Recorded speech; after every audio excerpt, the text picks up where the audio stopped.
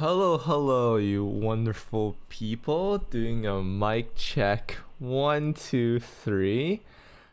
I want to say hello, everybody. Today is a wonderful Saturday morning for me. Hopefully, for you guys, it's a wonderful Friday evening. You'll notice that today there is one thing a little different about the setup. I unfortunately do not have a camera. That is only a temporary nuisance. That's going to be a special thing for today. Today I won't have a camera on, but hopefully we'll still have a wonderful chat because today's going to be a special monthly Q&A. This is going to be a special time where I kind of just walk through, all the exciting changes that we just made in our recent updates. And I want to make sure that everybody can essentially appreciate the work that came out this month from all our lovely community members. It was really a group collaborative effort, and I want to kind of go through some of the things that we did on camera on our live streams, like the self-affirmation database and how that now links into your own space, but also things that I did off camera, right? Different formula changes, And really the idea here is that we're making it super simple for anybody who hasn't caught up with our latest updates yet, who are eagerly waiting for the latest updates. Make sure that everybody's able to follow along and reproduce the changes. If they've made custom changes in their own workspace, they don't need to worry. Hey, are the things that I did going to be lost? Are the things that I'm going to want to improve on from what everybody else is going to benefit from? Am I going to get behind, right? So I want to make sure exactly how you don't have to worry about being behind, getting lost, all that stuff, all going to be made super simple in this, in this share today. I'm going to jump straight into it. Of course, today is going to be a really awesome stream. You can already see lots of discussion in the chat there. Keep it up, right? Today's going to be really relaxed.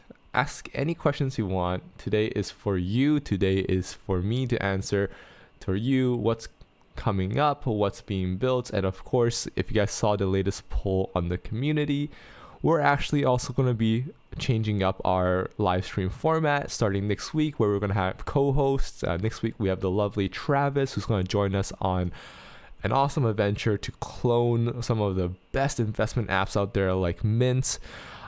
We're doing a lot of prep for that. It's going to be really fun. But after that, we're looking to do a lot of challenges. We're going to be, how about this? Let me just share my screen and show you guys a bit of that, so people who aren't in the community yet can appreciate, what we've kind of planned out there.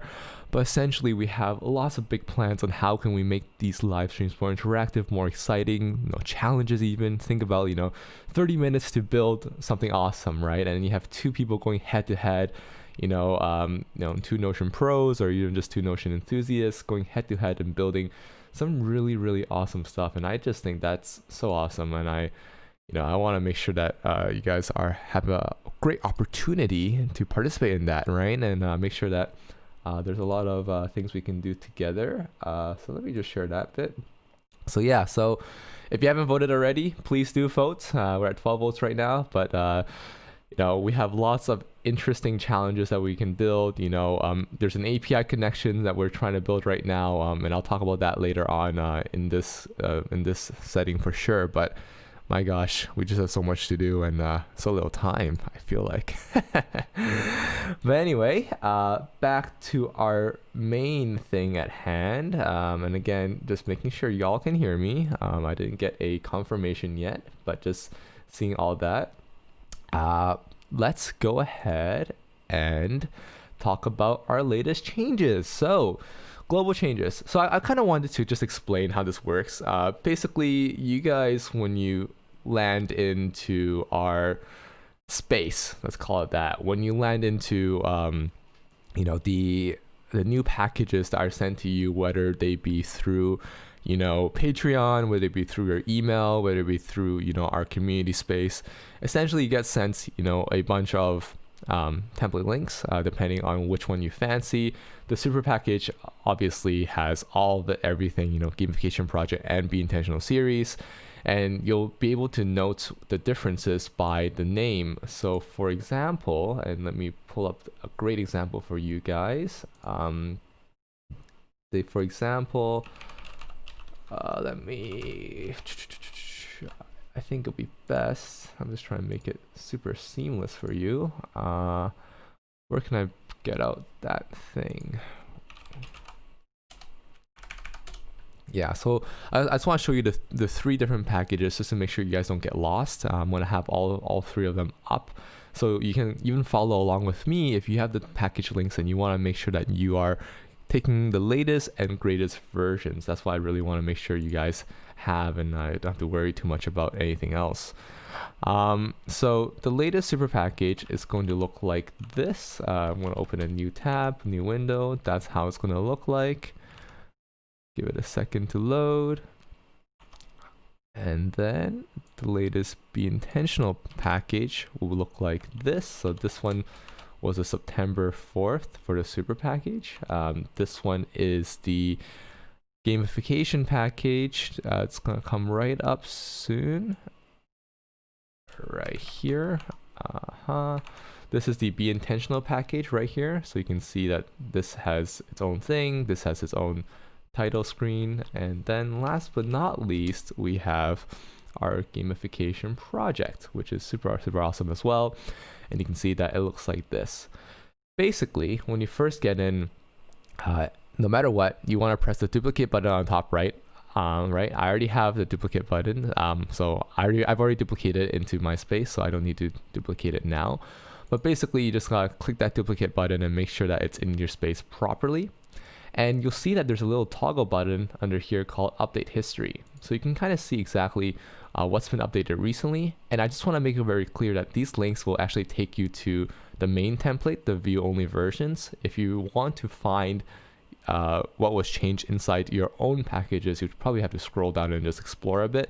But it's just for references. You know, if I click it, for example, I click the Keep a Simple dashboard, this will actually link me now to the official view-only template, which is going to be having like all those blurbs and everything that I've taken out. I've taken the time to take out in your space. So if I go to, let's say, your one here, and you go to, let's say, the Keep It Simple dashboards, you can see that there is no blurb about, you know, unlocking all of that. So just wanted to make that really clear for you, make it really easy for you, and so you can see where we're kind of going.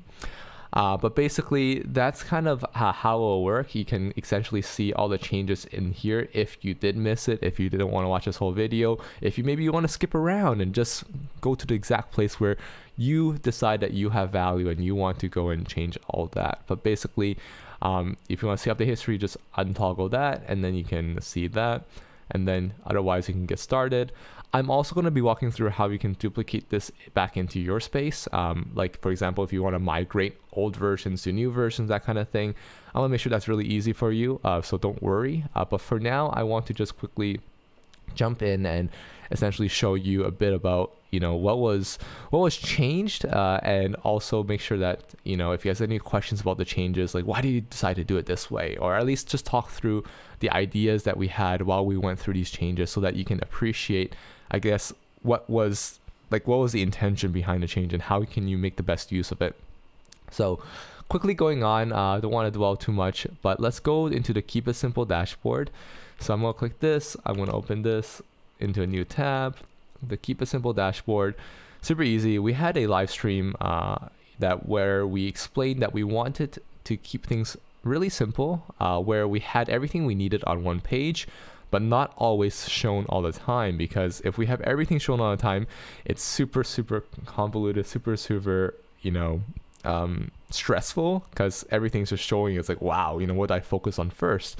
So this gives us an opportunity to kind of essentially just expand the things that I need to expand. So for example, in my morning, I'm going to expand my daily quest. I'm going to expand my weekday schedule. I'm going to start seeing what I need to work on at every moment in the day.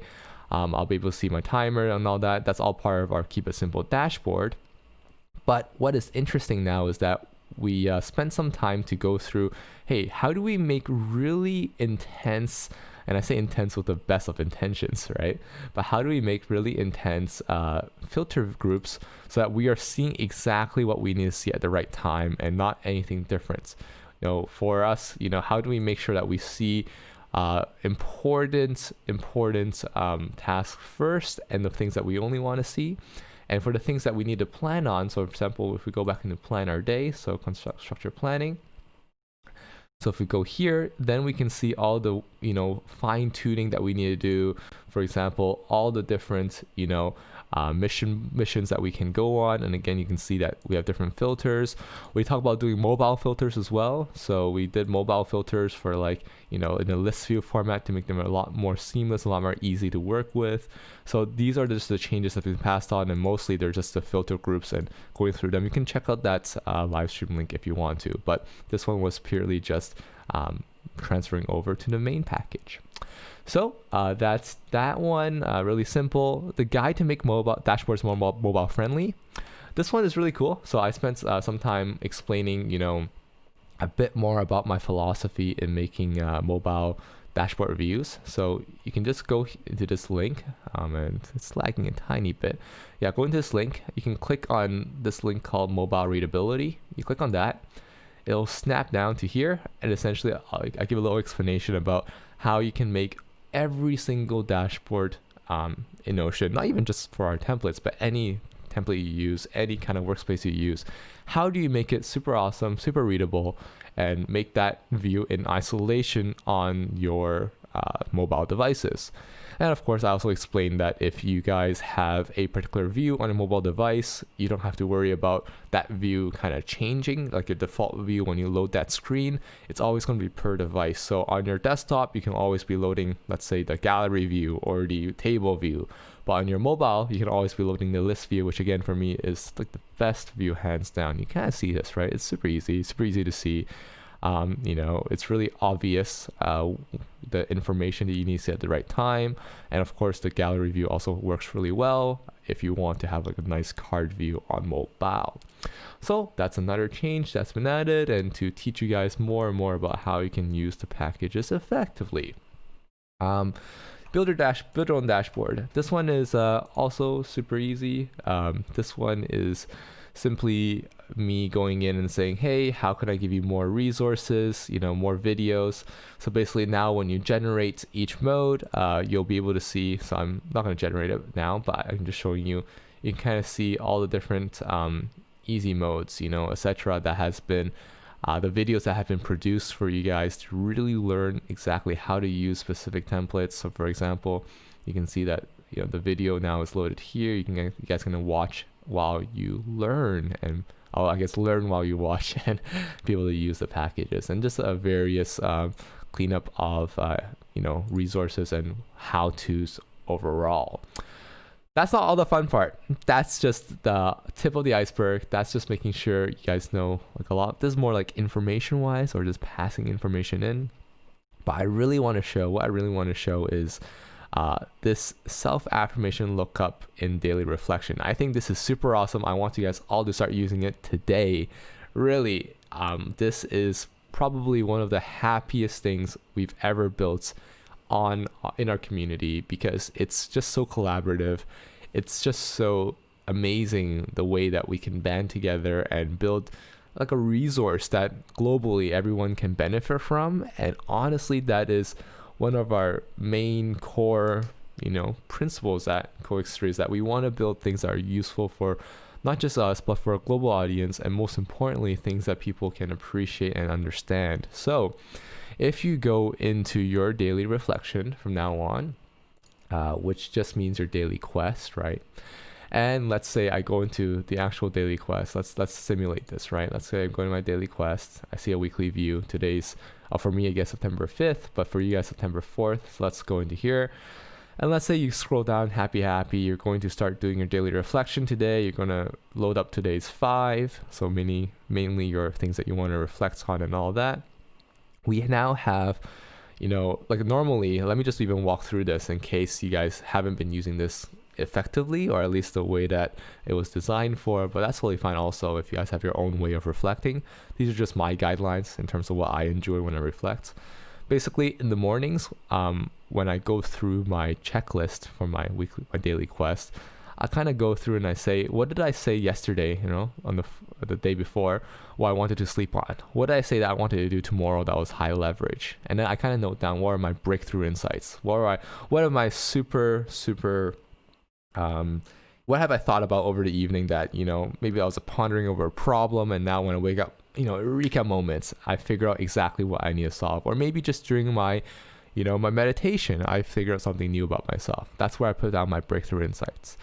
After my meditation, I kind of figure out, hey, what things do I want to tell myself today to get me through the day? What am I feeling? What situation am I in? What's top of my mind?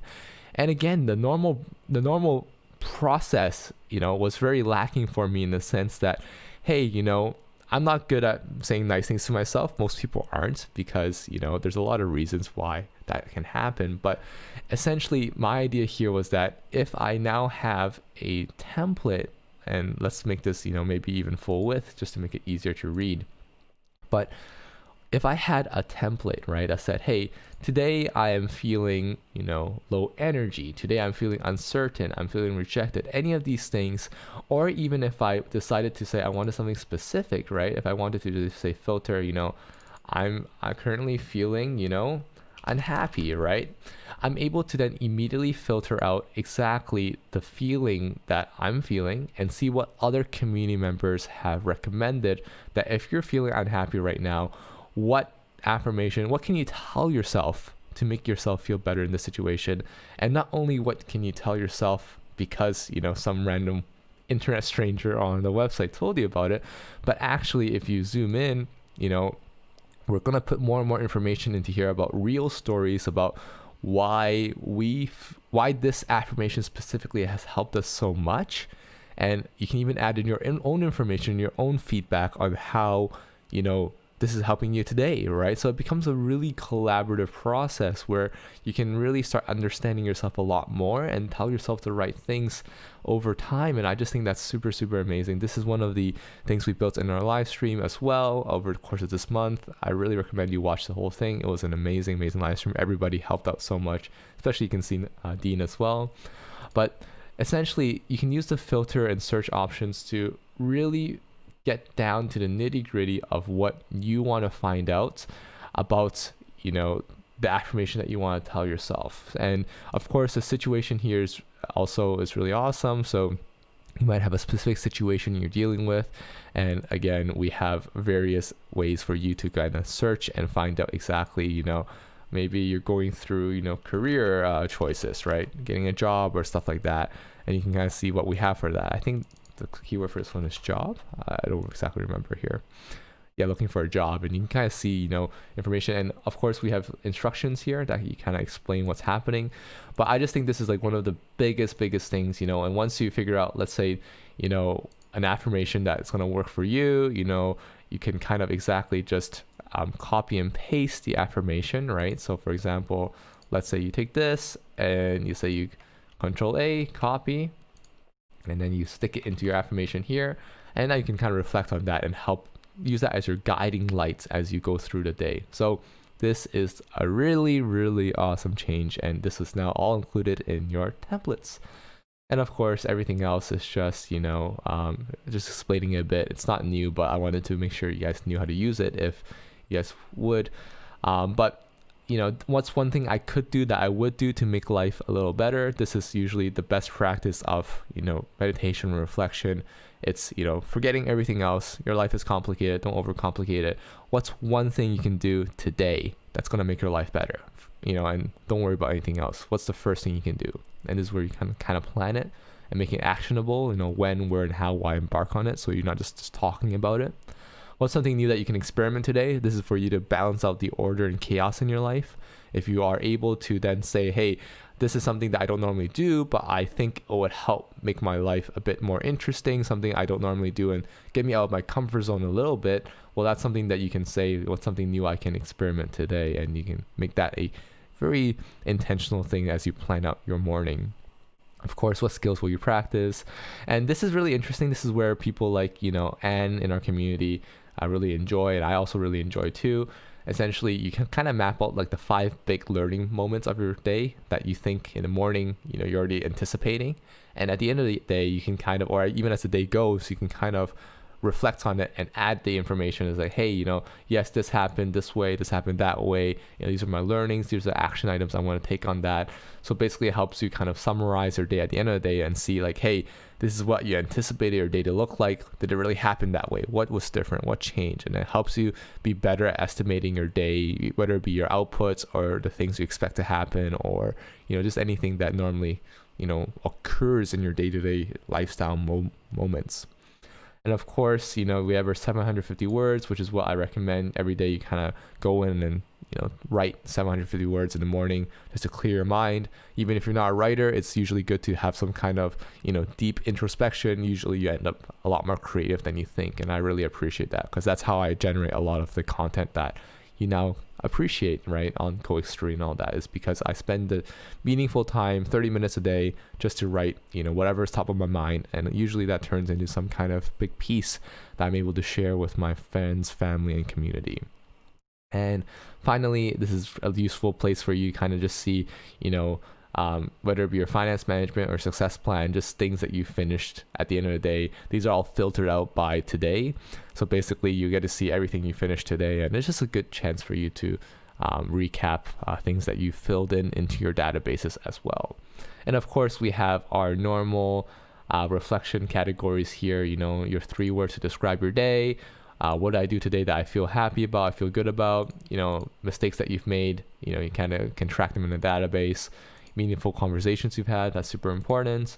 How effective you felt today, things you're grateful for, so a grateful diary, so to speak, but more smart than that, because it actually will then give you like how many times were you grateful for that, on which days, which range, and just a tracker in general to see how many times you've been grateful for something awesome in your life. Happiness, and then of course, what can you do tomorrow that's high leverage, and what do you want to sleep on. And we have an exciting update to our loot box probably coming out next month. We have Xander in our community who has just been so awesome. Like he joined us very recently, but he's already been jumping straight in headfirst into building up our resources, right? And including more of his ideas. He's been, designing his own games for a long time now. So he has a lot of game theory behind his designs, and he's just helped us already start thinking about new ways of doing the loot box after you finish your reflections. How can you integrate that with everything else that we do in our lives? How can we have loot boxes for any badge that you complete? Lots of interesting, exciting stuff coming up for that. That's going to be coming real soon, but real thanks to Xander for being so engaged and excited for that collaboration. So back to this, wanted to quickly explain the success plan, setting a floor on punishment for being late. Wanted to explain what that's all about. Awesome. So I'm going to jump into the super package. I'm going to use one of our views. Let's use this keep it simple dashboard view to explain this. This one's also very interesting, very easy. I guess this is where I kind of go into like my behind the scenes thinking, which you guys normally wouldn't see, wouldn't hear.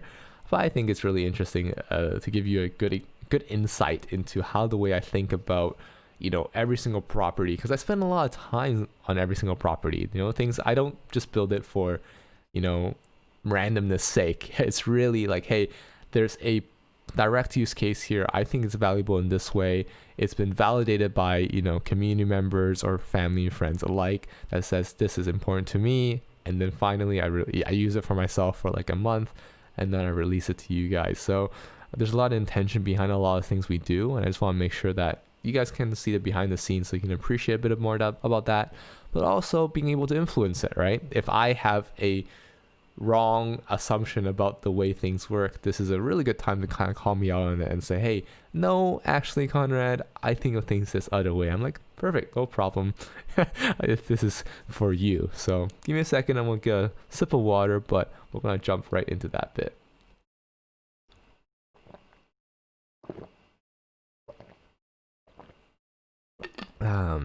Awesome. And yeah, thanks for all the kind comments. I haven't said hello to everybody yet in the chat, but Dean, nice to see you in the chat. Shania as well. I know you're gushing about the Keep It Simple dashboards. I know you enjoy it so much, and I'm happy you do. David, nice to see you. I don't think I've seen you on our live stream just yet, so welcome. Michael, watching from the nursing office. Wow, thank you so much for being so engaged, and I hope you get a break soon. I hope your shift ends soon. Really, I know you can get a chance to go home and relax and work on Notion. But yeah, and Drew, of course. When Drew, when you made that joke, I literally spit out my water. I don't think I can clean this off my keyboard. It was hilarious. Thanks for the jokes. Studio 72, nice to see you. Haven't seen you before. Welcome. But yeah, if you guys want to engage with us, please feel free to throw in something in the chat.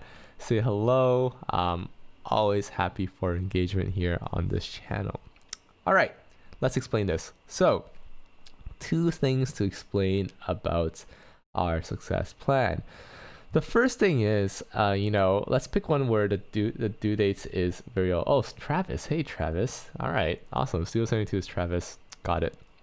So, the idea here was that we have a punctuality checker, which is like, hey, if you set that you're going to do this on April 29th, 2020, and today is, September 4th, or 4th or 5th, depending on which side of the timeline you are in, you're late 129 days, 128 days. It is many days that you're late.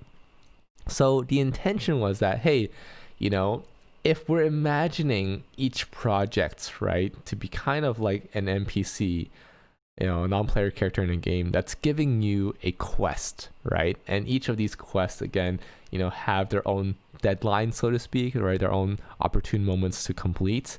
And they're giving you like this bounty. You're going to get experience points. You're going to get gold rewards. And if you just imagine like a disgruntled NPC, if you don't solve the problem in time or like in a timely manner, they're going to get pretty upset. And maybe the effectiveness of that quest, may be diluted and, starting to get not as effective the longer it takes to finish. Because sometimes things are more time bound than you think. Sometimes things are, sometimes tasks are important to be done as soon as possible. So I had the idea there was like, okay, well, let's have just a bit of negative reinforcement there, right? Where if you don't complete your task on time, there's a certain factor where, hey, the longer you take to complete your task, the more you lose on the experience points, the more you lose on your reward, right? And it kind of makes sense from what I just explained. It's a little bit of a negative incentive just to make sure you kind of complete things as soon as possible. But now the interesting thing is, let's say I lock it down. The closing date is September 5th. Let's say I lock it down, and let's say I lock down it to be complete. So what happens is, normally I'd get a negative multiplier of 12.9, which unfortunately actually meant in the previous formula that you lost experience points. So obviously that's not right. You shouldn't have lost any experience points. So we realized that this month, which is really interesting because we had some people that came in and it was like, well, we had something that we're supposed to do for a month and then we marked it as complete, but all of a sudden we lost experience points. I was like, wait a second. That's not the kind of negative reinforcement we wanted here. That's not the kind of reinforcement that we wanted. It's like, hey, you finished a quest that took a long time to do, that was, something that was assigned a month ago, and your reward for completing that task is losing experience points and leveling down. Probably not the right incentive here. So that was the really interesting, the moments where we're like, okay, we gotta set a floor down. So basically what we did, and I'm gonna walk you through this formula just to teach you a bit about formulas as well. I promised an immersive learning experience. You're gonna get an immersive learning experience. So what this formula does is basically says, hey, if the status is complete and the difficulty, if the status is complete, then the difficulty number is going to get modified by the plus or minus factor, which essentially is telling you that, hey, this is the, based on how, important it was or how punctual you were, what's going to be the modifier on the difficulty number to make sure that you earn an appropriate amount. But if after the modifier you're below 0, then please don't keep it negative. We're gonna split a 0 number. Otherwise, we're going to give you the number that is calculated, or otherwise we show 0 if there's nothing if there's no information there. So what happens is essentially now if I change the due dates, the DO dates, to something closer to today, so let's say it was just 4 days late, for example, then we can see the negative multiplier is only negative 0.4. So then our multiplier is 1.6. So we're still getting experience. We're just getting a bit less. And of course, this can work the other way, right? Let's say we said the due dates was going to be in the future, a week from now, and we finished it 1 week early. So we're early 7 days. We get a positive multiplier by 0.7, right? So this is really, really interesting, that essentially gives us an opportunity to set more meaningful let's say rewards. And I think Dean said it perfectly, right? It's trying back to Charmeleon, which is pretty sad. It's a pretty sad moment if that happens to you. So that's something really interesting that we did recently, and yeah, that's definitely a really good change that we made, and I appreciate that a lot. Thanks for speaking up about that. Cool. What happened here? Okay, so the next thing I want to talk about is the gold reward. So someone was asking, hey, how come the gold reward doesn't decrease when I'm late for tasks, or doesn't increase when I'm early for tasks? And I think this is where I kind of have this is a moment for people to kind of give me an opinion on how we should handle that. But my thought process always was like, the gold bounty stays the gold bounty. Maybe someone will give you a tip, right, if you finish something early. But if they set a gold bounty and they deduct gold from the bounty just because you did the task a bit late, doesn't really make sense to me, just because, the reward is already there, the bounty is already there. What would make sense to me is that if the experience reward changes, because the timeliness matters the effectiveness of the task, in my opinion. So if the experience reward changes, that makes sense to me. But I think the gold reward should always stay the same no matter what punctuality you have. And that's just my idea there. That's the behind the scenes thinking. And right now, how that kind of works, how we're splitting out that number, just if you're curious, is we're actually using the idea of roll-ups. So we're rolling up from the tags relation, what's the base gold of that tag. So for example, we see that we have tags here for 25-minute task, which is just a Pomodoro.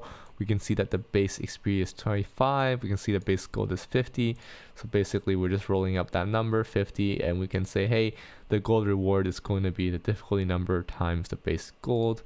And that's how that works. So that's one super, super easy.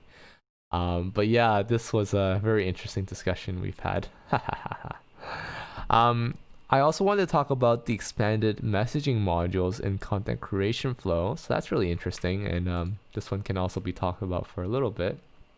So opening that up, you can see that our content creation flow is a template inside our creators toolkit, which essentially just helps other creatives like me.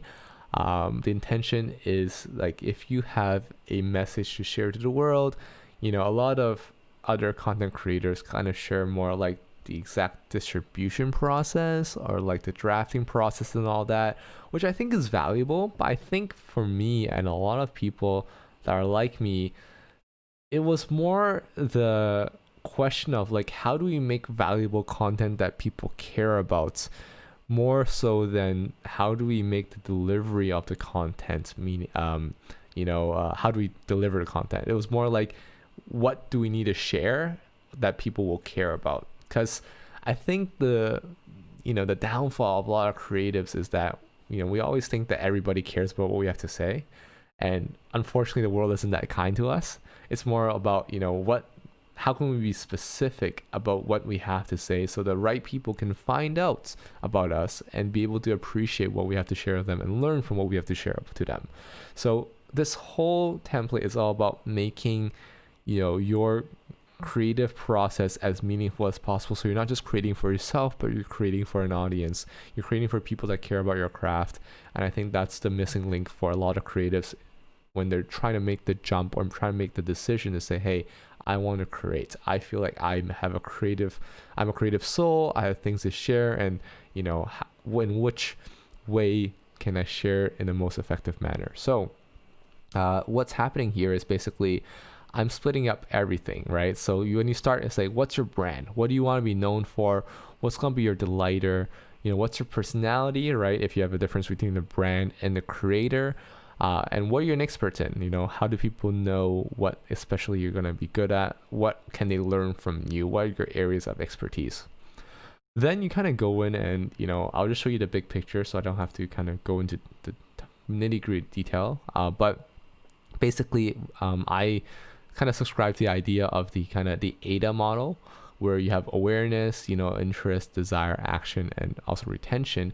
But essentially, like, how do you attract people into your space? Where do people find you? Interest is what did they land on? What is their first piece of free resource or free content that makes them really engaged, really excited to learn more about what you do?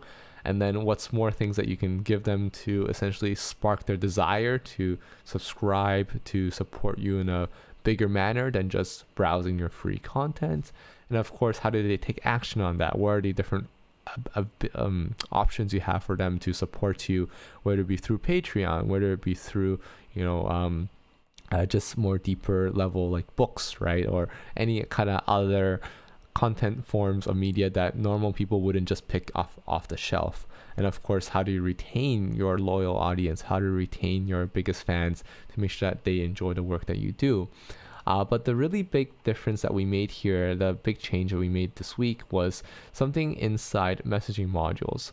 So I wanted to share this with you guys because this is really important to me, is that, hey, when you are writing your content, how do you write with great intention? How do you write with the most intention possible so that you're not rambling? A lot of times when we're writing, we can get up to pages and pages of content and it's just rambling on, and people can't find out, hey, who are you trying to speak to? What's your storyline? What theme are you on about? And what bigger, series this is part of, if you're more about creating series.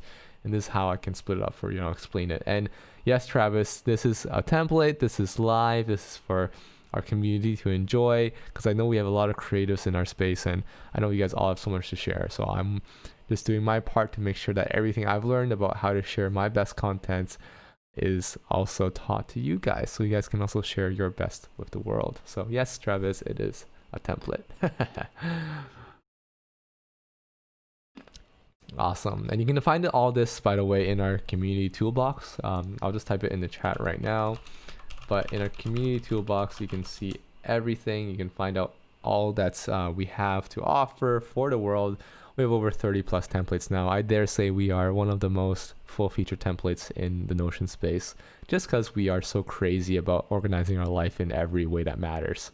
But yes, let me just quickly explain this. But basically, the idea is that when you're writing, I want you to be thinking about very detailed, like, hey, who am I sharing to and what do they care about? What's the perspective, the frame of reference for storytelling?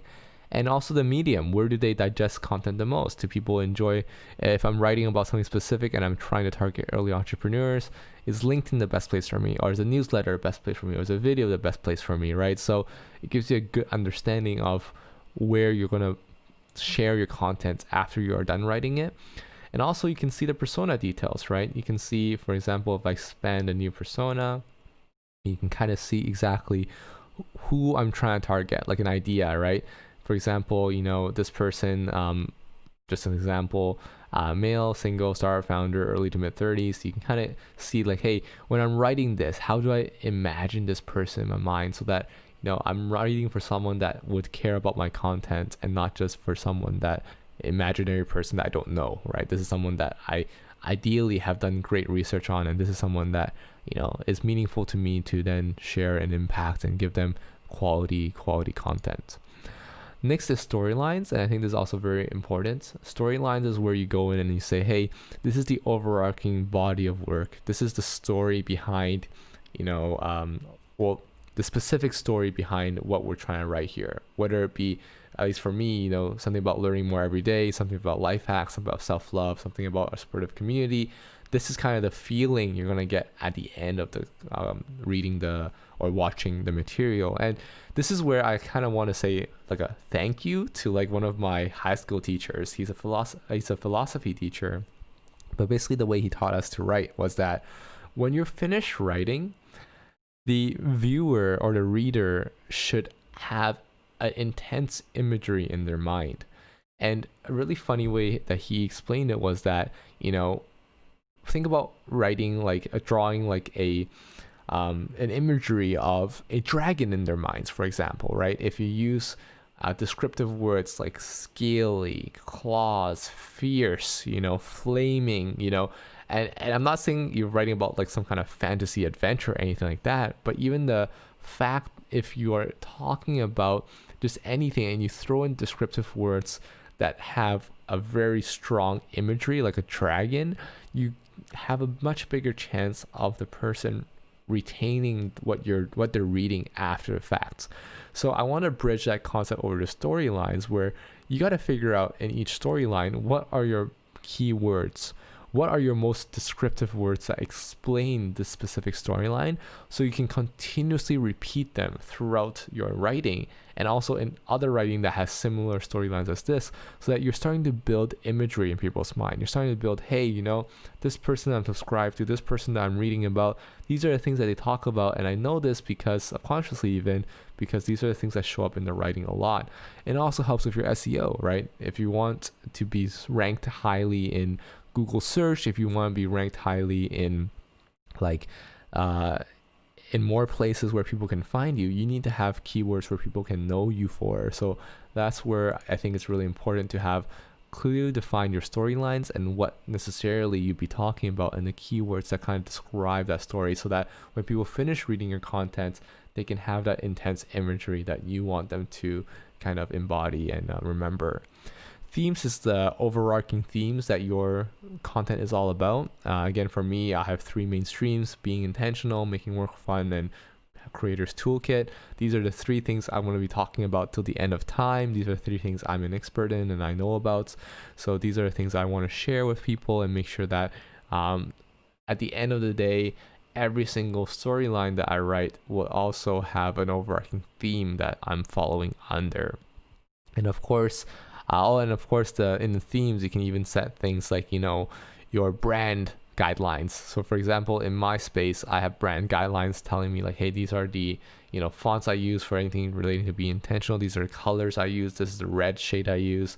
These are the cover arts I use, stuff like that. So it's really important for you to kind of see exactly, what necessarily is important for you to kind of go through when you're writing that piece of content that relates to that theme. And of course, if you have series, if you want that to follow like a series so people can have a consistent stream of work from you that relates to a certain like topic, so that's where you can kind of also categorize that under the series. But that's not always important. But if you're someone that likes to, hey, let's say weekly newsletter, weekly videos, monthly, whatever, that's a good chance for you to kind of also categorize that. So when you're writing your content, when you're writing your letters, you can also assign them, right? So you can write your letters, you can assign them to say, hey, this is going to be targeting these personas, this theme, but also I want to target this storyline. Maybe it's about learning more every day.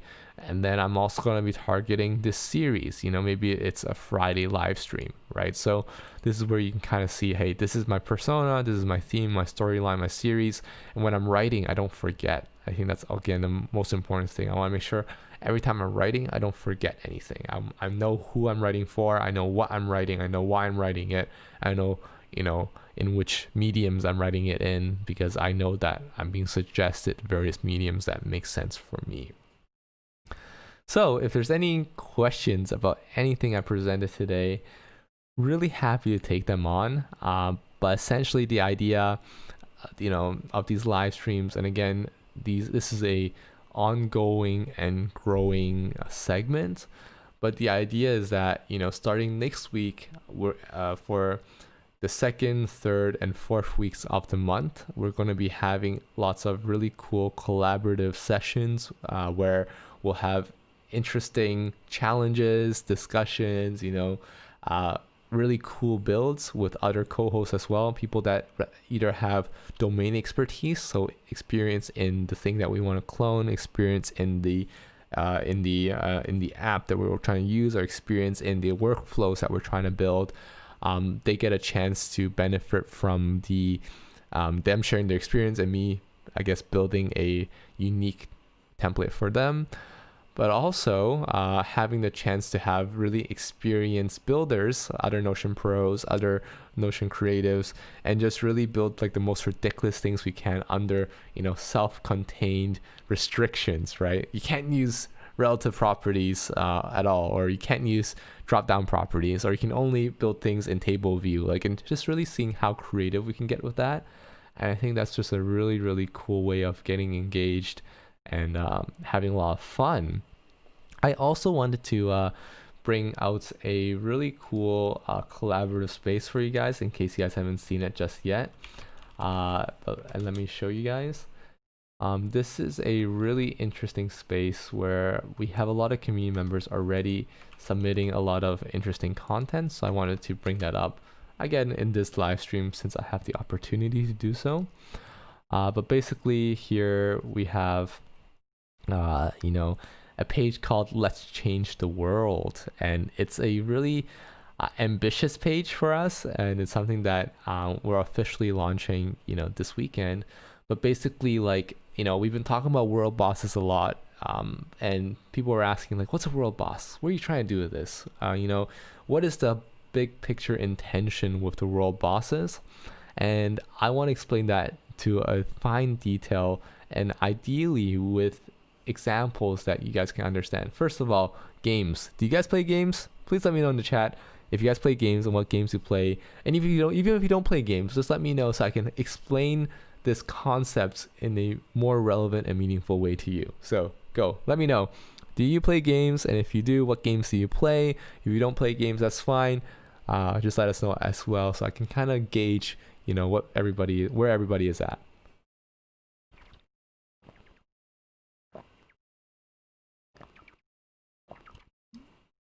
Super Mario. All right, Super Mario's. I know Dean also plays Pokemon, I'm sure. Anybody play any RPGs?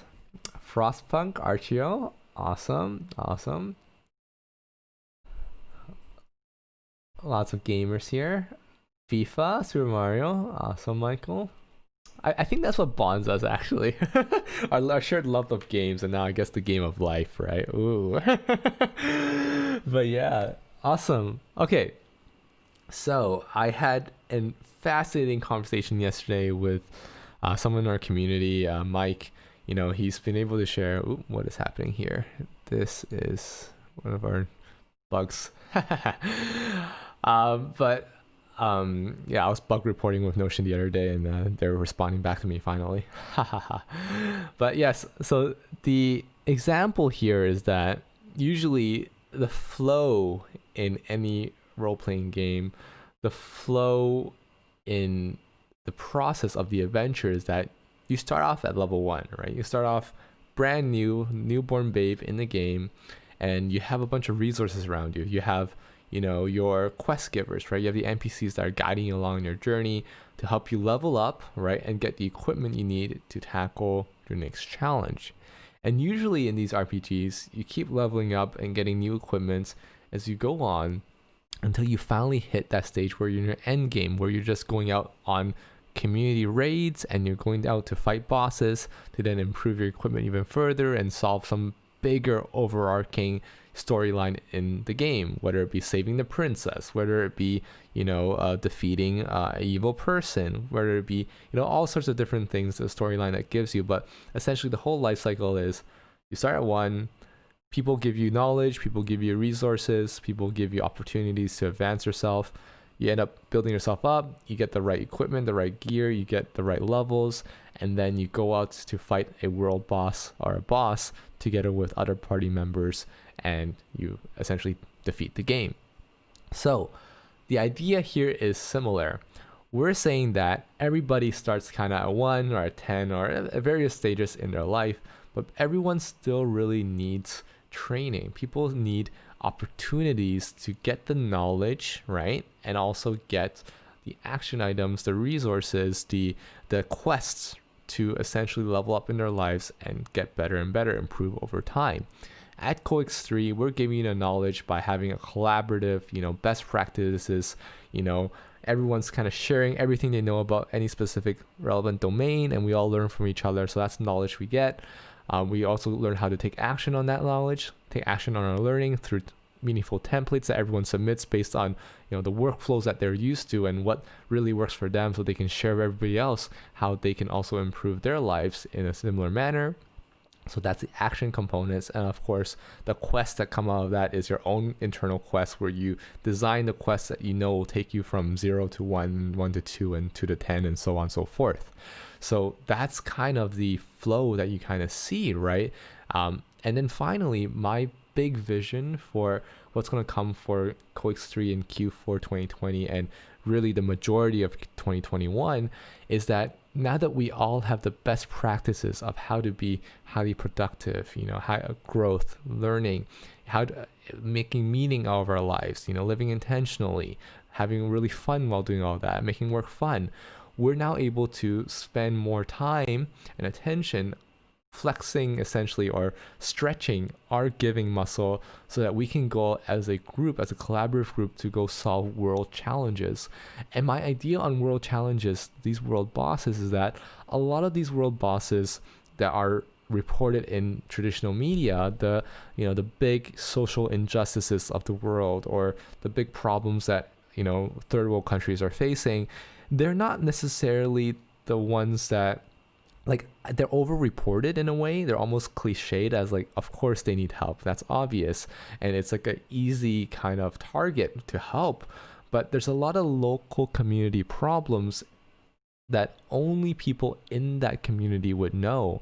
And this is where I'd love for people to kind of bring in their own community problems, that things that they observe, that they have a hand in, that they can help with, that they see nobody else helping right now, and the media isn't reporting on it, and so many other things, and give us an opportunity to help as a community.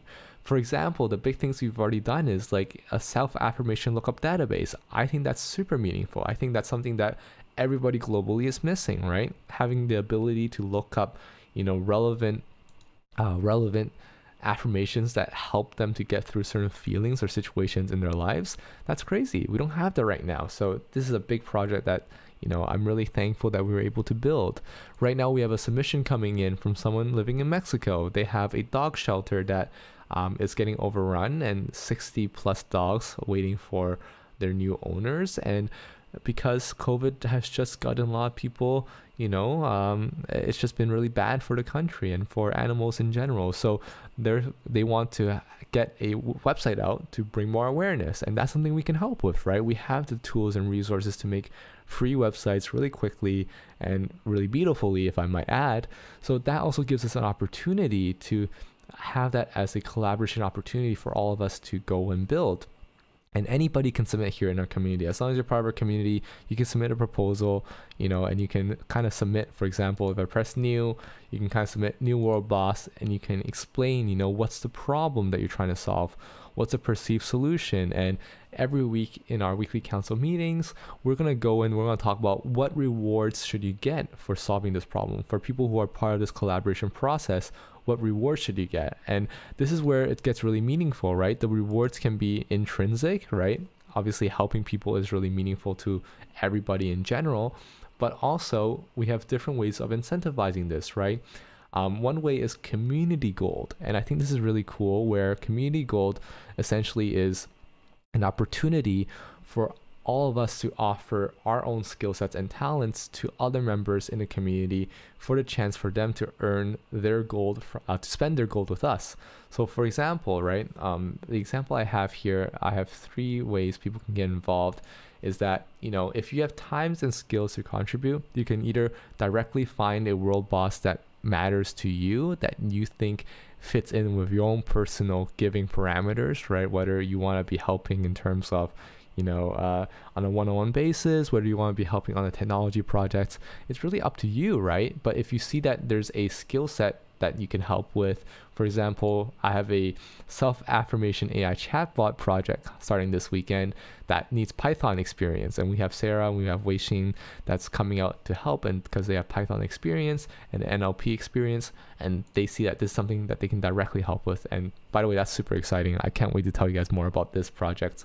Probably not in this live stream, but later on throughout the week. But basically that's a direct way that you can help. Indirectly is say, hey, you can submit your time to say, for example, Mike yesterday just said, hey, they want to help someone mind map their next 3 to 6 months goals and start executing, and they're going to charge 500 gold for that. Again, it's kind of, a number that you decide for yourself, but basically now we can say, hey, when you guys finish one of these quests, maybe you'll earn 1,000 gold, right? And what does 1,000 gold give you? Well, 1,000 gold helps you get services from the rest of our community members who really in their best interest want to help you, just want to build up the community, and they find, both parties find a way to be meaningfully engaging to help others in need, again, whether directly or indirectly. So this is a really big idea, and I'm happy for more collaboration on this because there's just so much we can do in this space. I really believe that as time goes on, especially as I mentioned in 2021, I want us to be out there like solving big challenges in the world because we can, because we have the bandwidth, because we have the giving capabilities, and because we have a wonderful group of people that are just really invested in making the world a better place.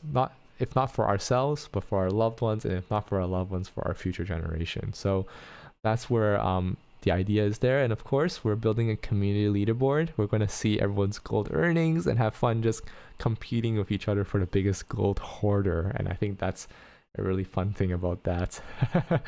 So this is something I just really want to share. This is honestly my biggest passion in all of this. I feel so blessed to have the opportunity to nurture a community like this, to be part of a movement like this.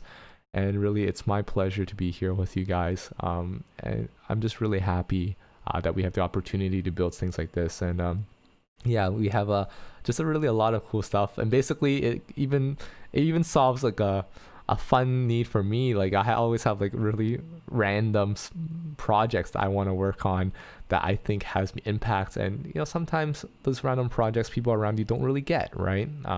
Or they don't really have the bandwidth to care about what you're doing, or the skill set to help out even if they did care. So this is a really interesting way for everybody who has felt like that in the past to be able to say, hey, I always thought this was going to help someone, and I don't have the chops or the time or everything to do it by myself. How can I get a community to help with this? So for example, I have an idea that we can have like some kind of productivity merch, and all 100% is going to go towards charity. But like we all love like Pomodoro trackers and all that. So we're like, hey, what if we make some Pomodoro clocks that are really cool, that integrate somehow with your Notion workspace, that's going to be triggered by a button inside, that's going to have like, LED display that's going to show your on deck task. I don't know, just really cool stuff that I was thinking about that would give us an opportunity to essentially, just let everybody be involved in our space. So with that in mind, that's kind of what I wanted to share today. These were some of the changes. Next month is going to be big changes about, actually let me show you. So if you ever go to our toolbox updates, and again, let me close this thing so it's not in the way. But if you ever go to our toolbox updates, so let's say we go to our toolbox.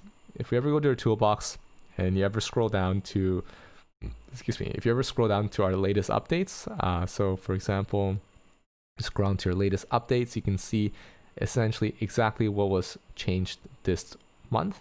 And if you ever want to see the next changes to be coming, you can just click on this link, previous versions and update schedule. This will link here where you can see our upcoming updates for next month, and this list will keep growing. At the moment, what's on deck is going to be like things like the item shop improvements. Alex has some really cool dashboard improvements, and just a lot of customized like pet improvements. He loves his pets, so I think that's going to be really exciting coming out soon. And of course, everything else that's coming, investment trackers is coming out, and as the week goes on, every week we're going to have polls to ask you guys what you guys want us to build. So do stay tuned. That's all coming up soon. I hope you guys enjoy, really, and I hope you guys take on the new packages as effectively as possible. I guess I could also give a little example of how you would do a migration. I don't want to forget how to show you guys that. But I do have a longer form video where I did that in depth over another live stream. So I might just use this opportunity to brief it. I might not go too in depth because I do think there's a process there. But again, I do want to share that it's not necessarily hard. So I want to make that very clear. It's not hard at all. So give me a quick second. I'm just going to log into my other account so you guys can essentially see it from a brand new, like from scratch kind of scenario. So let me open that up and let me share that part of my screen with you guys. So, okay, so awesome.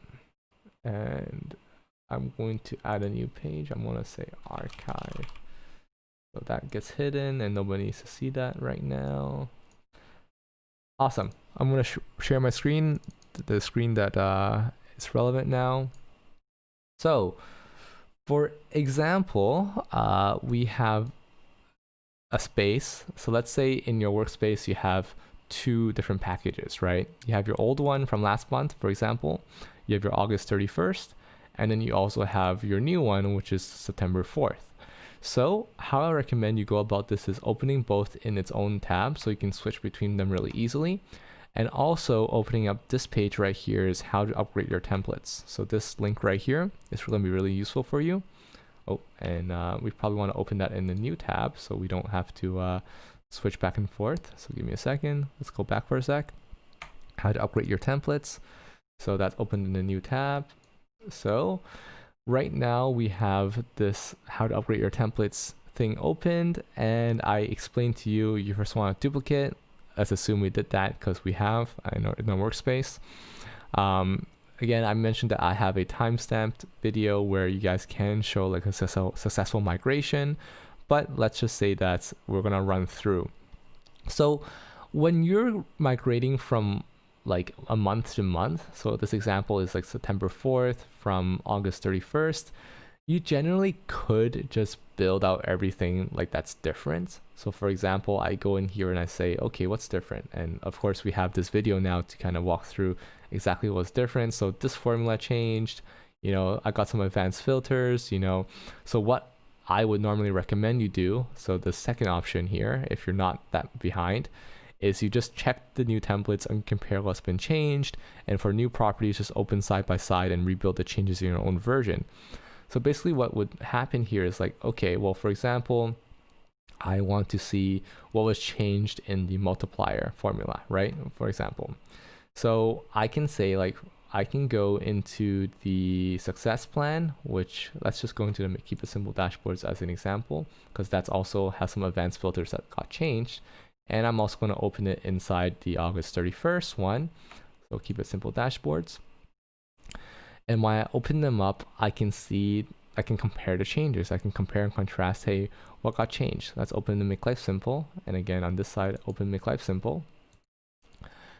And we can see that's where the changes were. So we open this up.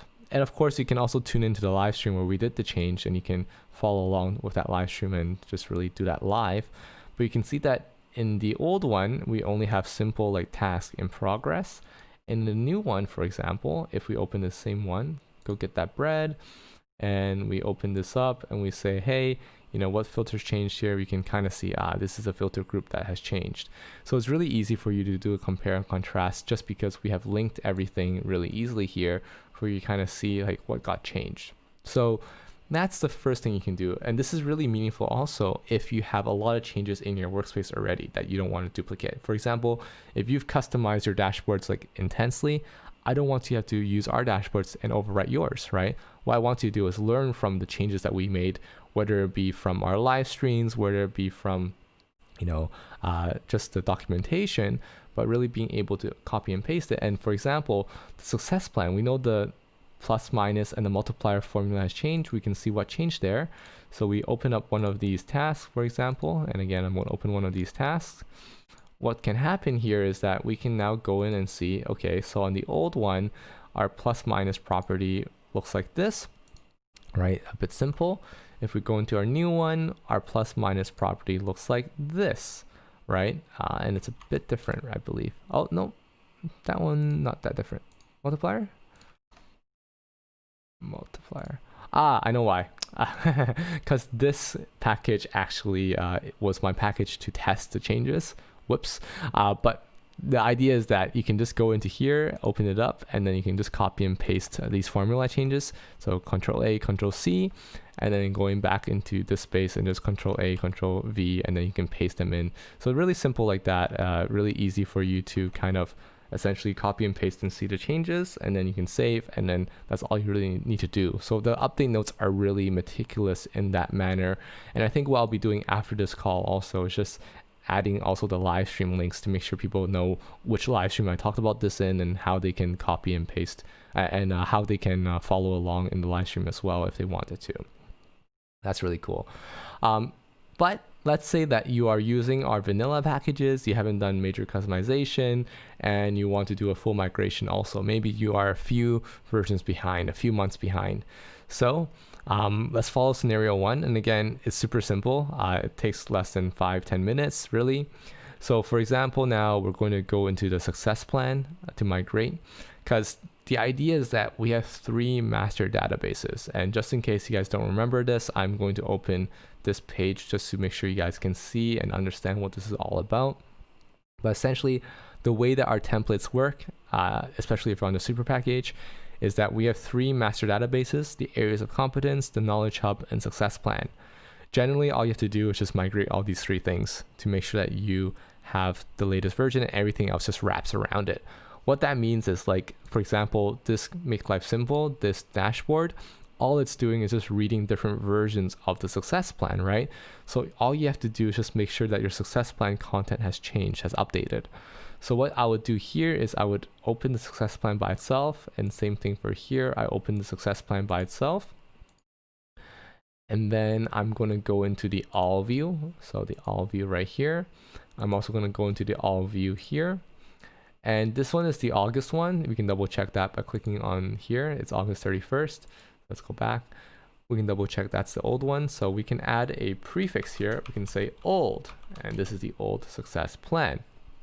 And of course, this one we can also tag new if you want to, but you don't really need to do that. But because I have a lot of templates in my workspace, I just want to make sure I can distinguish them. So what do you do? What you do first is in your new success plan, delete everything, because these are all placeholder items. You don't really need them. Delete it all.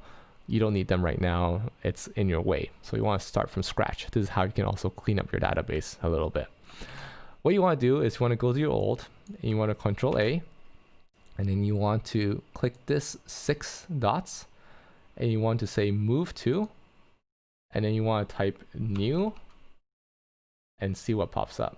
New success plan, you can see it right here. And if you really want to, just in case you're really worried, I want to go to the perfect one, you can go to new success plan, and this will directly put that at the top, so you know that's the new one.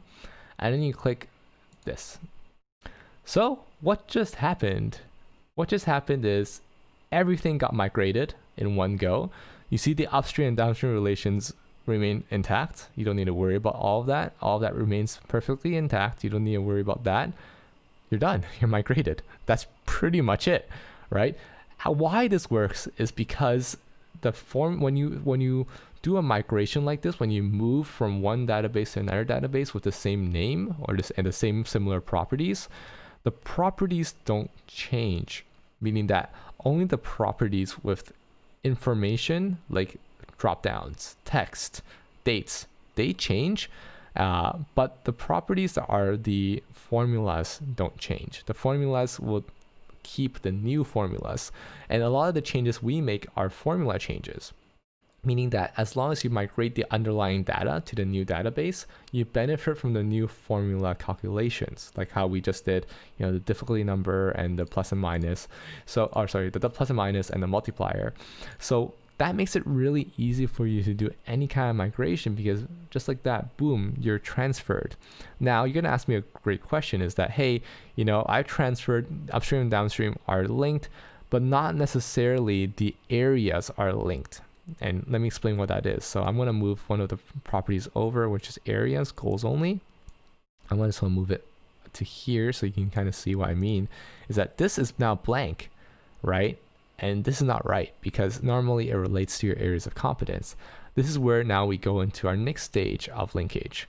We're now going to go into our areas of competence. So let's go back into our super package and let's go into our areas of competence here. So let's open this up as a brand new thing.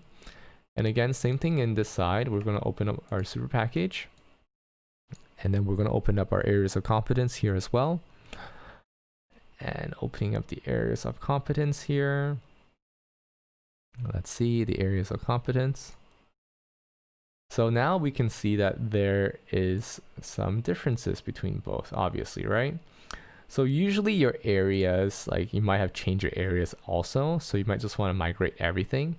So here's where I can probably do something better for you guys next time. But what you can do is you can just clone one of these sub area views and just call this all so you can see everything. And then you can change this filter to just no filter. So you can remove and you can see everything here. Areas and sub areas will all be populated here. And then I can also do the same thing in the super package, the new one. I go to sub areas and then I duplicate this. And I can call this all. And then, well, what are we gonna do? And I think you guys are already gonna see the drill. Again, it's super easy. Also here, we're going to filter, we're gonna remove, right? So we don't wanna worry about any of these. But now the one difference I may suggest here is just that you may consider, and just this is a maybe, right? You may consider keeping these in archive and not just deleting them, just because there's changes inside there from time to time too. For example, in this week's change, in this month's change, we also changed up the daily quest a little bit. We didn't touch anything else up, but we also changed the daily quest a little bit. So that you might want to like think about and work around a little just to make sure that you're not doing the wrong thing in that scenario. You might want to migrate each thing individually.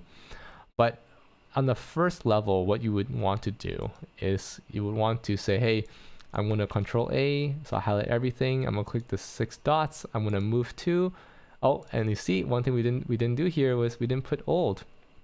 So we need to put old so we know this is the old one.